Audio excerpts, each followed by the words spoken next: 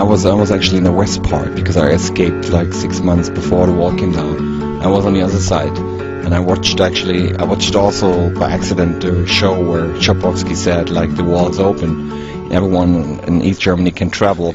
So I went down to there's a checkpoint to the border on Chausseestraße in Berlin, and I was like hopping back and forward because I was afraid that I couldn't get back in.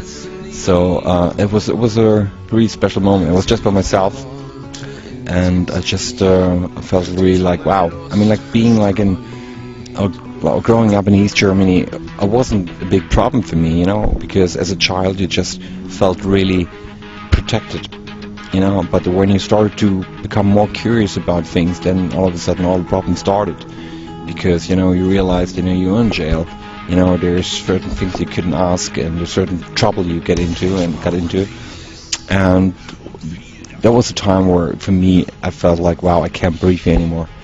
I played with like a lot of bands, I made music, but it was no.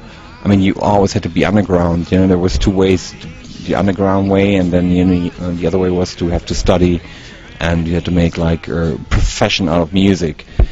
But it doesn't work in music, especially in rock. It's all about emotions, all about like, feelings you have. So obviously they really tried to push those emotions down. Without the wall coming down, Rammstein would never happen.